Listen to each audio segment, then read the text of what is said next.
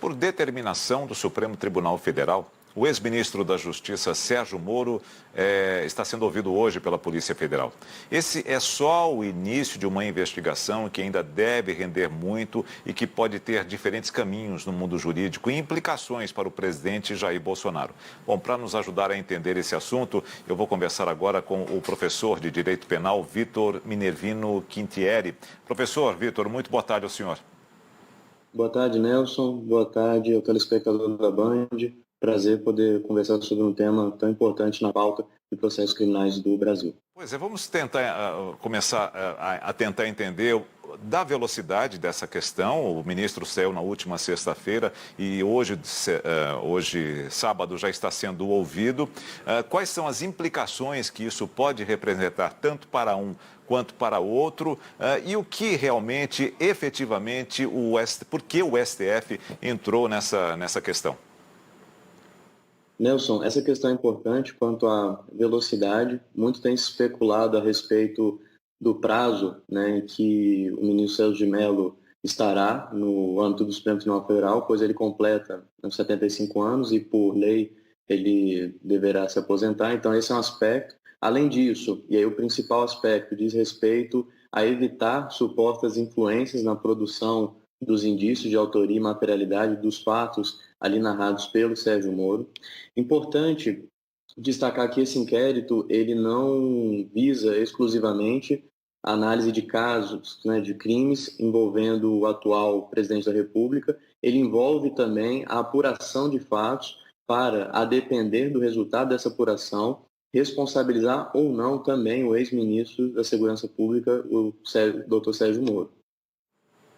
Perfeito. Então, a questão agora é ouvir o ex-ministro Sérgio Moro, e a gente está falando de um juiz que foi muito atuante no processo da Lava Jato, ou seja, ele está ali para apresentar provas que acredita-se serem verdadeiras, né?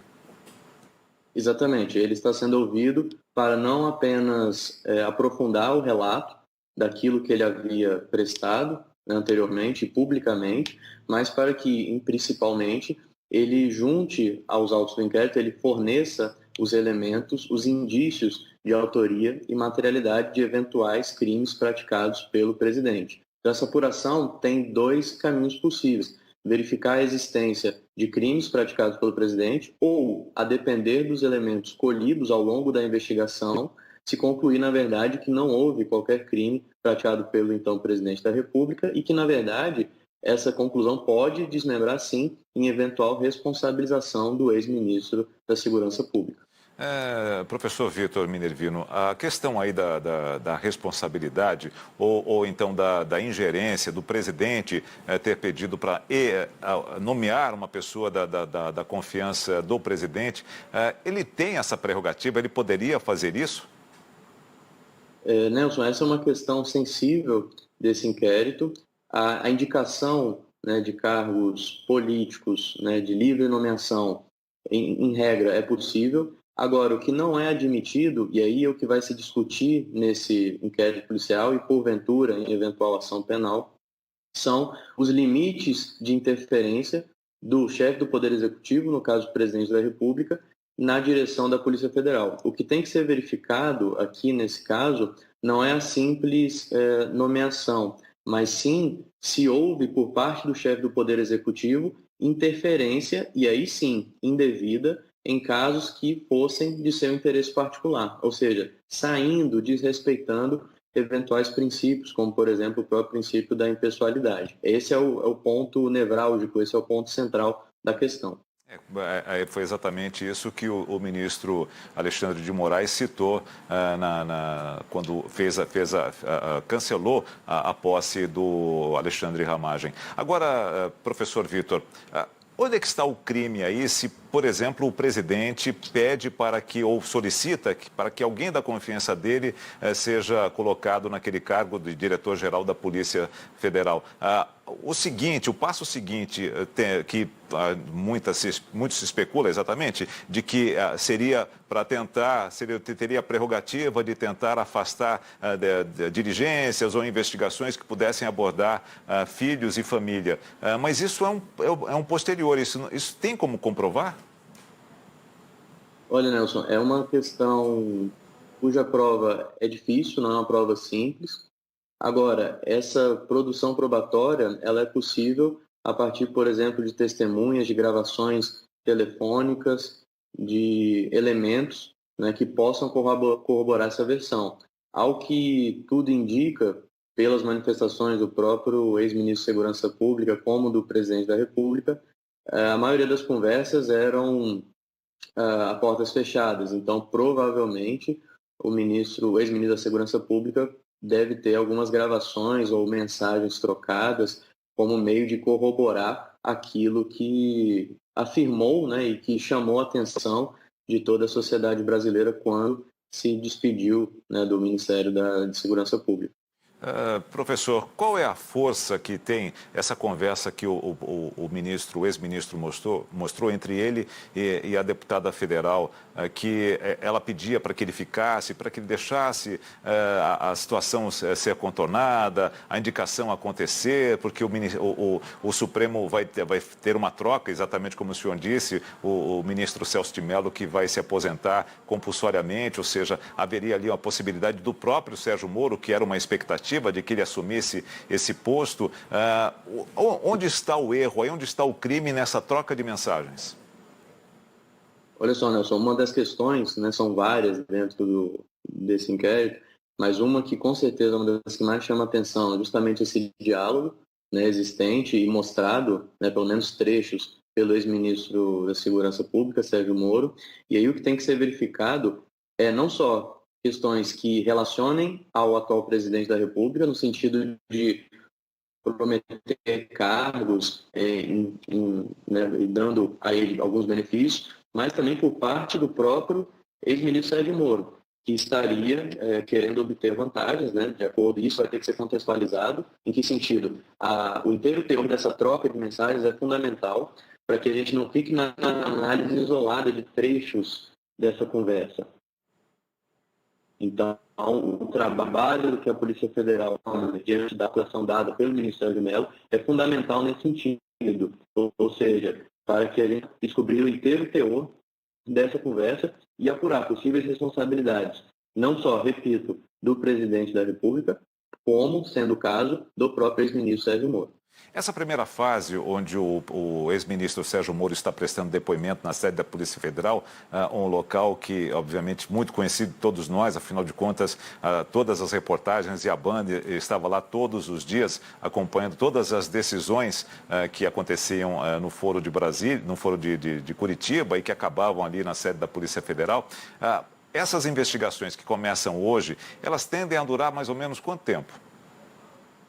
Olha só, Nelson, em relação ao prazo, e aí fazendo um paralelo com a sua primeira pergunta sobre a velocidade da instrução, do processamento, essas investigações têm um prazo, legalmente falando, de até 60 dias, e é importante para que o nosso amigo ouvinte, telespectador, entenda, essa apuração, essa investigação se dará à luz da Lei 8.038 de 1990, que trata justamente das apurações de ações penais, né, de investigações e processamento de ações penais no âmbito dos tribunais superiores, no caso, o Supremo Tribunal Federal e o Superior Tribunal de Justiça. No caso, o Supremo Tribunal Federal, por envolver o presidente da República.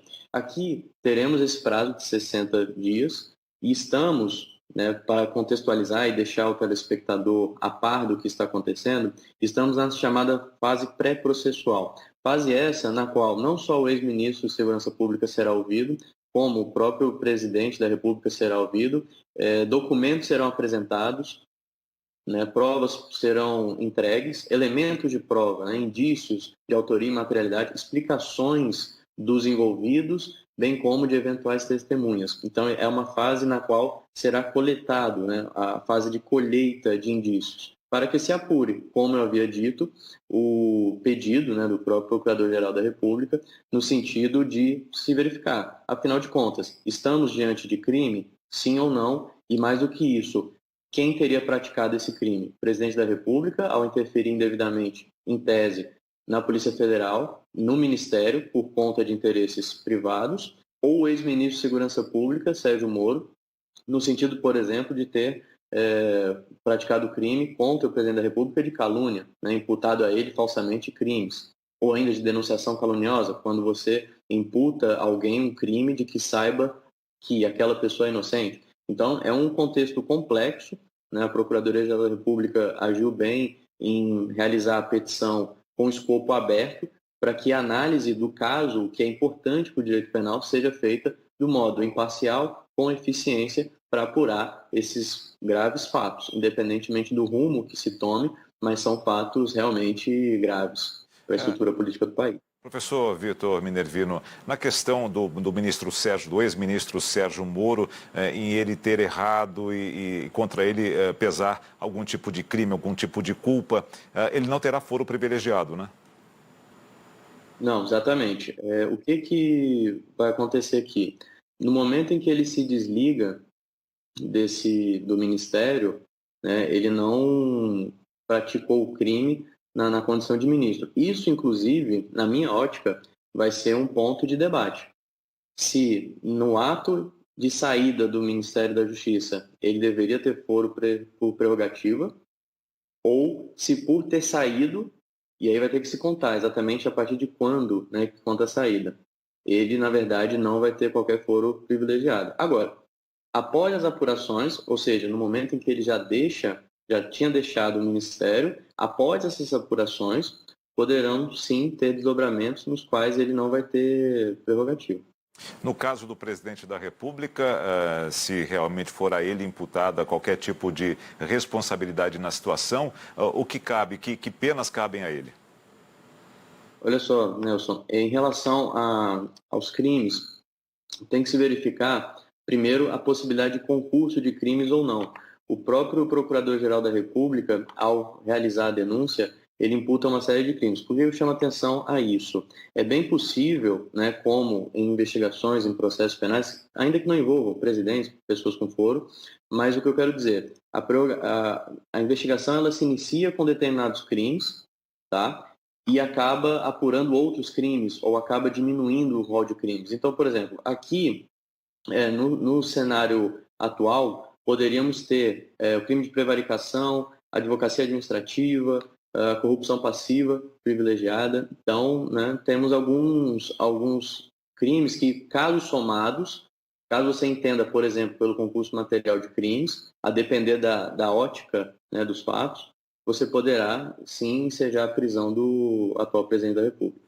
A prisão, mas aí você vai pelo aquele mesmo processo que o ex-presidente Michel Temer passou por três vezes, né, quando o Congresso se reuniu, a Câmara se reuniu primeiro para aceitar ou não as denúncias. É o mesmo processo, né? Exatamente. E aqui, Nelson, se me permite, até para que o nosso telespectador relembre aqueles episódios processuais e o que pode vir agora, estamos na fase de investigações preliminares que tem a duração em tese de 60 dias. Após isso, o Procurador-Geral da República terá o prazo de 15 dias para oferecimento de denúncia. Após esse oferecimento da denúncia, o caso vai ao plenário da Câmara para que a Câmara delibere sobre o prosseguimento ou não do feito. Nos casos envolvendo o ex-presidente Michel Temer, a Câmara rejeitou o prosseguimento dessas ações penais, até porque tem que fazer um distinguish aqui importante. Nesse caso do presidente Jair Bolsonaro, nos casos que passaram pela Câmara, esse que nós fizemos a correlação aqui do ex-presidente Michel Temer, estamos diante de crimes comuns, diferentemente do processamento que ocorre nos crimes de responsabilidade, né, em que você passa pelo processo de impeachment. Então, isso é importante deixar claro para o telespectador, para que ele entenda exatamente do que está a se tratar nesse caso aqui específico, tá? E o respectivo processamento. No caso de ser penalizado o presidente, se comprovarem todas as provas, enfim, a Procuradoria-Geral da República acatar essas provas e encaminhar ao Supremo, e no caso de haver realmente a condenação, o presidente em exercício irá cumprir quando essa condenação? O presidente, no caso, Nelson, ele perde o mandato e aí cumpre a prisão. Algo que é importante destacar é que nos crimes comuns, o próprio artigo 86, parágrafo 4º da Constituição Federal, ele estabelece uma forma de imunidade, uma das imunidades derivadas do cargo ocupado pelo chefe do Poder Executivo, que é o presidente da República. E esse parágrafo 4º vai dizer que, na vigência do mandato, ele não pode ser responsabilizado por atos estranhos ao exercício de suas funções por crimes comuns. Mas olha que interessante, aqui estamos, em tese, relacionando a fatos que têm a ver com a sua função. Por isso que aqui, em tese, evidentemente, depois de todo o devido processo legal, em que as garantias penais e processuais serão asseguradas a todos os envolvidos, caso ele seja aqui responsabilizado por fatos que digam respeito à sua função por crimes comuns, aqui e somente aqui será possível a sua responsabilização e consequente perda do mandato. Só para entender mais uma vez, então a questão vai, se for realmente comprovada qualquer atitude culposa do presidente em exercício, a PGR recomenda ou passa essa denúncia ao Supremo Tribunal Federal, é isso. E o Supremo é que toma a decisão final ou ele deve passar essa decisão para o Congresso? Muito boa pergunta, Nelson. Só uma observação inicial é que se ficar comprovado qualquer atitude dolosa por parte do presidente, né, até por conta dos tipos penais aqui envolvidos, no início do processamento, ou seja, o Procurador-Geral da República, após essa fase que estamos agora, da investigação, ele recebe o material, verifica se tem indício de autoria e materialidade, apresenta essa denúncia ao Supremo, o Supremo, convencido da gravidade dessas denúncias, remete à Câmara dos Deputados, a Câmara dos Deputados fará uma avaliação e, se 2/3 dos membros autorizarem, o processo terá o respectivo prosseguimento e, diante desse prosseguimento, deverá julgar o Supremo o mérito da causa por envolver crimes comuns afetos ao cargo. O plenário julga esse processo e aí poderá condenar ou absolver o atual presidente da República. Diferentemente dos crimes de responsabilidade. Crimes de responsabilidade nos quais são julgados o mérito deles perante o Senado Federal. Momento no qual o presidente do Supremo, ele acaba presidindo os trabalhos ali realizados. É um processo bastante penoso, demorado, né? Não é uma coisa simples e que traz muitos custos à economia, à população em geral. Bom, nós vamos continuar acompanhando o ministro